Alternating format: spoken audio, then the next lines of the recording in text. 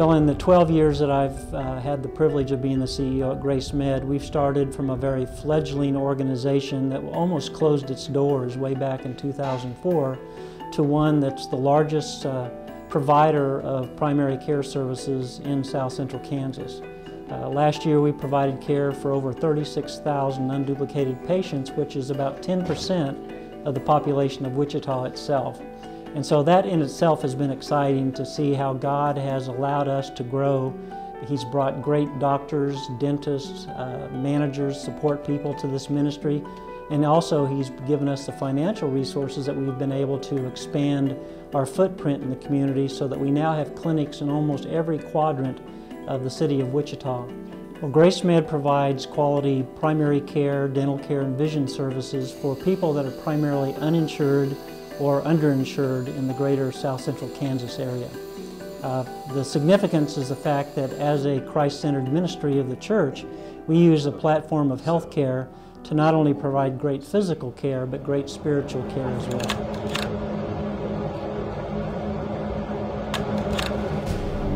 Even in my small church, where most of the folks are elderly or are on a disability, so finances are tight, there's ways that we figure out how we can help. We help out here in the store by sorting clothes or straightening shelves.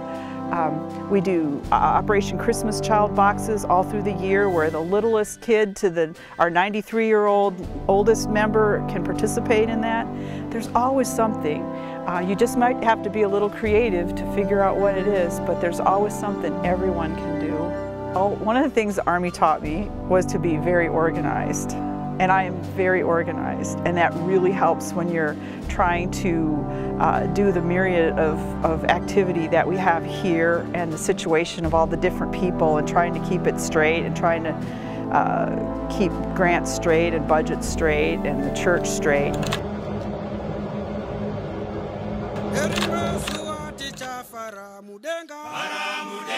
Chabadza, as Bishop Niwatiwa would say, is a Shona word, and it basically means that Linda Lauterbach is out in the field working and she takes two hoes. And I use one hoe, and then somebody comes along on their way to wherever and notices that I'm in the field. They come and join me in the field and help me rake or do whatever we're doing so that we're working together. Bishop Niwatiwa would be real clear that you can't have a Chabadza partnership if somebody isn't already in the field working. And that's sort of the dilemma we've been working with. How can we have an equal partnership when we're so many miles apart and such different cultures?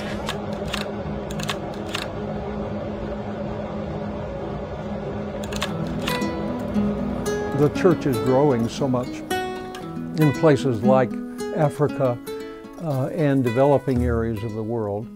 It's the energy behind the action of the church as it is here too, but there's just so much energy in the worship.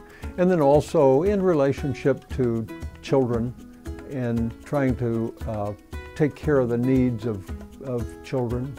Just the commitment that the conference has to the people, had and has to the people of the conference, and especially to do something in response to the children and especially the orphans.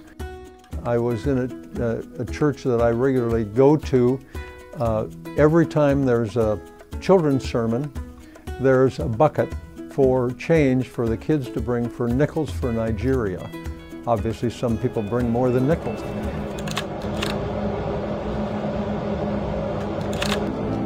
Being a faith-based organization and being affiliated with the Great Plains Conference, I think has made such a difference for not only our organization, but for the kids and the families that we serve. Without the conference, I just think we would not be the same organization. I mean, we have so much support from the churches, from so many members of the church communities. And it really does allow us to do what we have been doing very successfully for the last almost 90 years.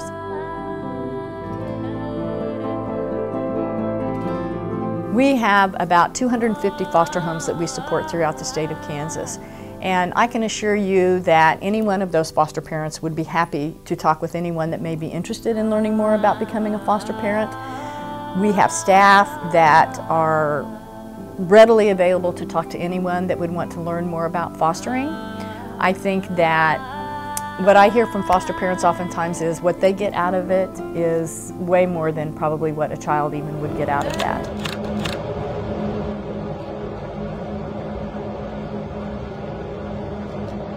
I believe that OIMC will indeed claim its rightful place among indigenous ministry to people called United Methodists.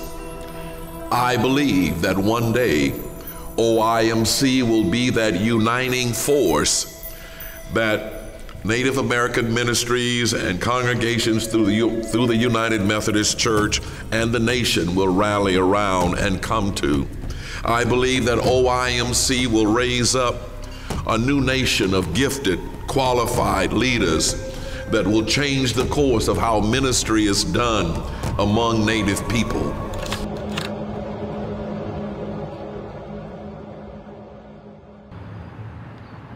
In the city of El Paso, there's a bridge that connects the United States with Mexico. It is one of two bridges that connect thousands of people to the neighborhoods of Juarez, Mexico, and the Secunda barrio of El Paso.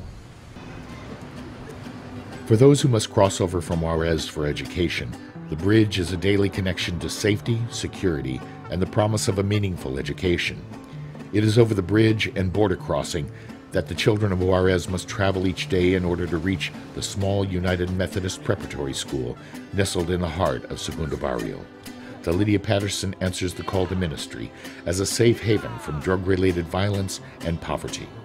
In 1913, a Methodist laywoman named Lydia Patterson, acting through the Women's Missionary Society, began to set up schools to teach Hispanic children in the barrio who were not allowed to attend U.S. schools.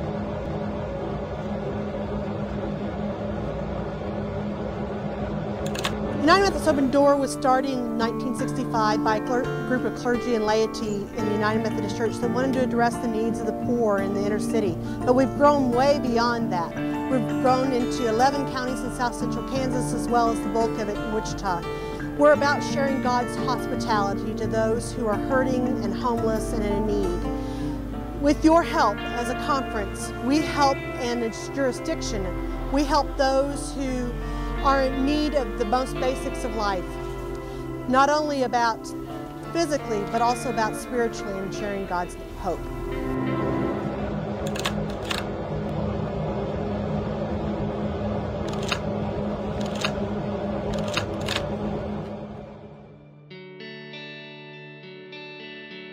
Campus ministry is really vital in the life of a young adult because we are an increasingly we are a culture that wants to see a divide between the world of faith and the world of science. And as United Methodists, we advocate strongly for a merging of those two streams. And campus ministry is really a place, I believe, where we do our best work in merging the heart and the mind, and being places where we can explore the realities of the creation that God has given us, and at the same time develop the skills that we're called to develop and how we care about one another and learn to hear the way in which God is acting in our lives.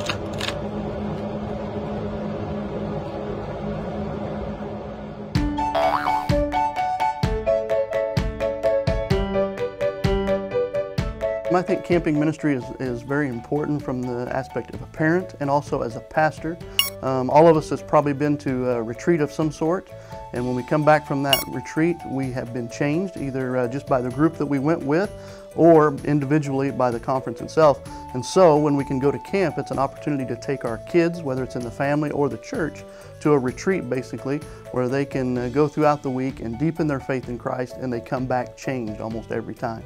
Camp is the best way to teach kids anything, and why not send them to church camp? I mean, you're going to grow in your faith, and I don't think I've ever heard a bad camp experience. I really haven't. I think somebody is always going to learn something and to grow while they're outside in what God has given us. It brings everybody together with the common goal in mind of, spending time together in Christian community, and while you're having fun doing it at a church camp.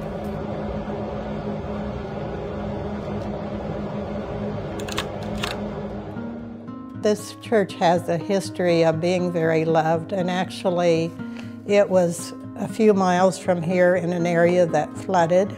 And so back in the 50s, they managed to move this church to this site, which is why it's called Saffordville, but it's not actually in Saffordville. So there's been a lot of love and dedication to the church for that 100 and some years that it's been in existence.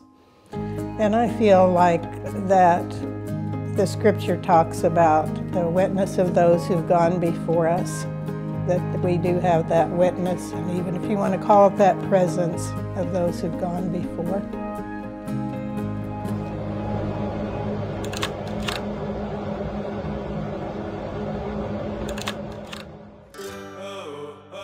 This is my 5th season of organizing the reserved parking for the football games for the youth group. I think it started in the early 90s, just as a $5 donation as parkers came in. Then as more parkers were coming, the youth proposed to the church that you have this as a reserved parking space, and that the youth would use the money for missions. It started very simply. They never advertised. It was always word of mouth, and it continues to be word of mouth. We don't advertise. Last year we had 209 parkers. This year we have 180 that have reserved spots in our parking lot.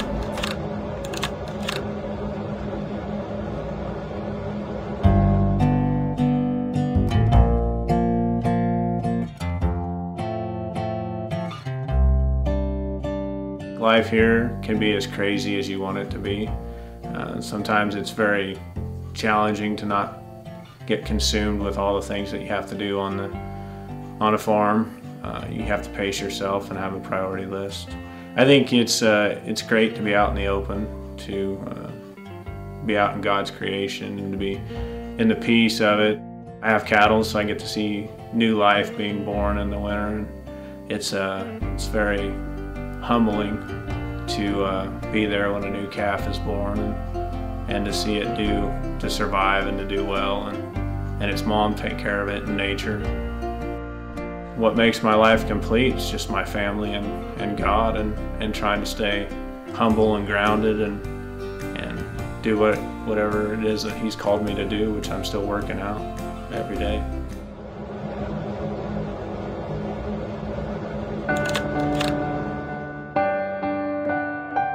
There are 3 things that Jesus gives us in his death and in his salvation, and that's life, light, and freedom. And that's light that brings us out of the darkness.